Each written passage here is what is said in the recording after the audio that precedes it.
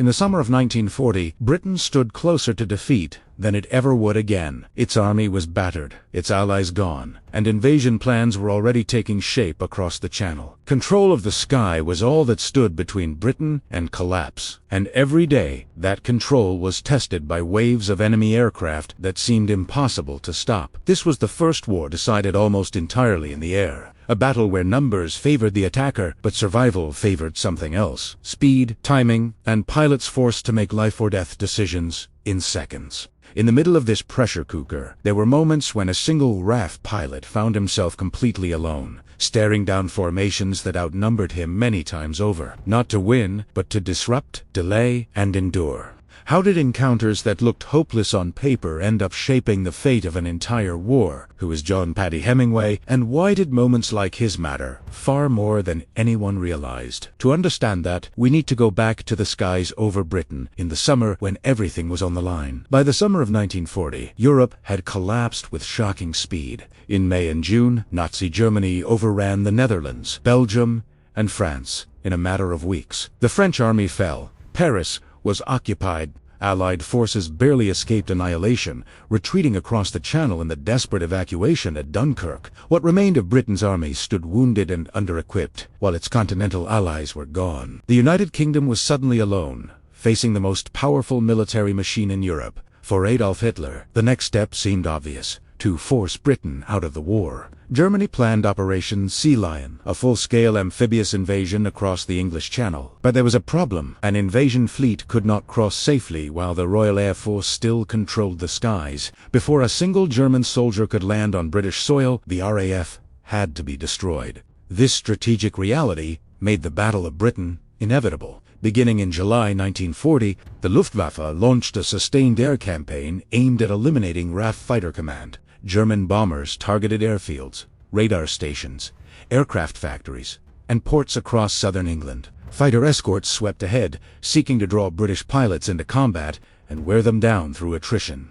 Publicly, the battle was framed as a desperate mismatch. Winston Churchill famously referred to RAF pilots as the few, suggesting a tiny force standing against overwhelming odds. The image stuck, but it obscured a more complex reality. Fighter command was strained, but it was not on the brink of collapse. British industry was producing fighters at a rate German intelligence badly underestimated, and reserves of aircraft and pilots, while finite, were more substantial than the Luftwaffe realized. Still, numbers alone did not decide the battle. Britain's greatest advantage was invisible. Years before the war, the RAF had built the world's first integrated air defense system. Radar stations known as chain-home ringed the coastline, detecting incoming aircraft long before they reached their targets. Ground observers filled in low-altitude gaps. All of this information flowed into centralized command centers, where raids were tracked and interception orders issued with remarkable efficiency. This system transformed air combat into something closer to chess than brawling. British pilots were not left to patrol blindly. They were guided to the right place, at the right time, with just enough force to meet each threat. The Luftwaffe, by contrast, flew largely blind once airborne, unable to adjust dynamically to HARF movements. The result was a paradox. While German formations often appeared larger and more intimidating, they were repeatedly met by British fighters at critical moments. Individual engagements, sometimes wildly uneven in numbers, became the building blocks of a larger defensive strategy. Each interception, each delay, each disrupted raid mattered far beyond the scale of the dogfight itself. This was the strategic environment in which single pilots, facing impossible odds, suddenly mattered more than ever. If this moment already feels like the calm before the storm, support the channel with a like and a subscription, because what comes next is where strategy ends, and survival depends on decisions made in seconds against impossible odds. For RAF pilots in the summer of 1940, missions followed a relentless rhythm. Alerts came without warning. Sirens, shouted orders, engines coughing to life. Pilots ran to their aircraft, knowing that the next scramble might be their last. There were no guarantees of rest, no certainty of survival, only the expectation that once airborne, they would meet the enemy somewhere over southern England. John Paddy Hemingway, lived inside this cycle. At just 19 years old, he flew Hawker Hurricanes as part of No.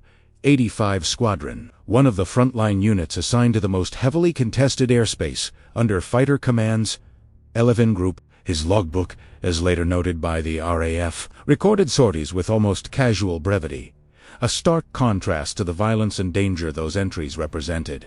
The physical exhaustion was constant. Pilots often flew multiple sorties per day, sometimes 3 or 4, climbing into cramped cockpits already soaked with sweat and oil. Sleep came in fragments. Meals were missed or rushed. The psychological strain was worse. Every mission carried the memory of friends who had not returned, aircraft that burned on impact, parachutes that never opened. It was in this environment that encounters with overwhelming enemy numbers occurred. RAF squadrons were vectored toward incoming raids, detected by radar, but once contact was made, formations often dissolved into chaotic, individual engagements. A pilot could find himself isolated in seconds, separated by cloud, smoke, or sudden evasive maneuvers, facing not a balanced fight, but a swarm. The moment of rupture was often visual, a glint of sunlight on wings. Dark specks resolving into Messerschmitt fighters. The realization came instantly and without drama. The enemy outnumbered you, perhaps 10-1, perhaps more.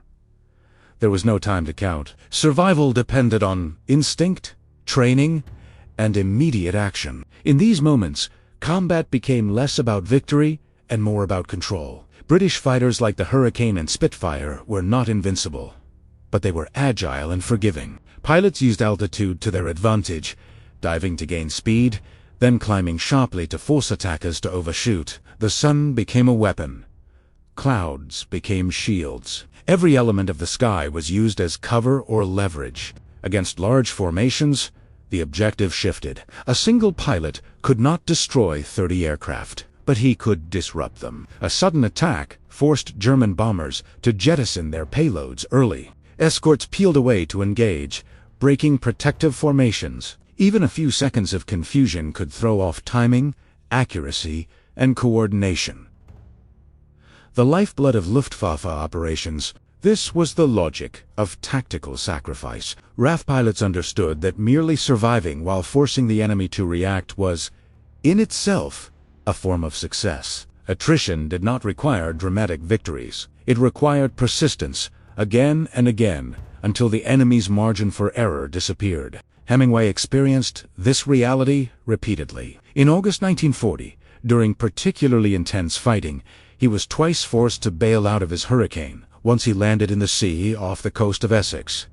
Another time, he came down in marshland. Each time, he survived and returned to fly again. These were not isolated incidents. Many RAF pilots were shot down, rescued, rearmed, and sent back into combat within days or weeks. The British advantage was not just courage, but geography. Pilots who bailed out over home territory had a 60 to 70% chance of survival.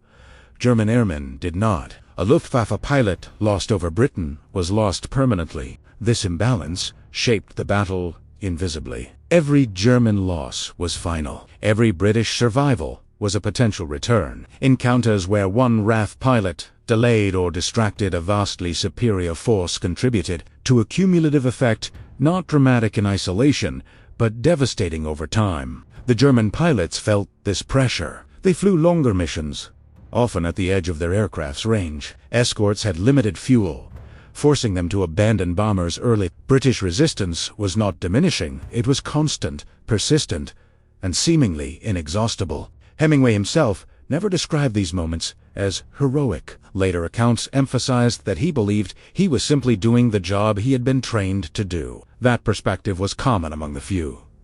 They did not see themselves as individuals changing history, only as pilots responding to the demands of the moment. And yet, history is shaped by moments exactly like these. A single pilot engaging superior numbers forced German fighters to break formation.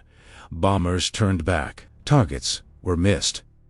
Airfields remained operational for another day. Radar stations stayed online. Fighter Command survived one more cycle of attack. The immediate consequences of such engagements varied, Sometimes the enemy withdrew. Sometimes the pilot limped home in a damaged aircraft. Sometimes there was a crash landing, a bailout, or a rescue. What mattered was that the Luftwaffe mission had failed, partially or entirely, and the defensive system held. Hemingway returned to this cycle again and again. His career was marked by repeated survivals, forced landings, bailouts, damaged aircraft, and narrow escapes that bordered on the improbable. Each survival was not just personal luck. It was a continuation of resistance. This is why the story of one pilot facing overwhelming odds cannot be dismissed as anecdote. It reflects a pattern. The Battle of Britain was not decided by a single duel or a single ace, but by hundreds of such moments where pilots confronted impossible odds and refused to yield the sky. In those seconds, surrounded, outnumbered, and alone, British pilots like Paddy Hemingway did not need to win. They only needed to endure. By the end of October 1940, the skies over Britain told a different story. The Luftwaffe was still powerful, still dangerous, but it was no longer advancing. German losses had mounted steadily, not because of one decisive battle, but because of hundreds of disrupted missions, aborted raids, and failed attempts to gain air superiority. The attritional nature of the campaign had taken its toll. Encounters like those faced by Paddy Hemingway multiplied across the summer. Each time a British pilot delayed a bomber stream, forced escorts to break formation, or survived to fly again, the balance shifted incrementally. The Luftwaffe could not destroy the RAF quickly enough.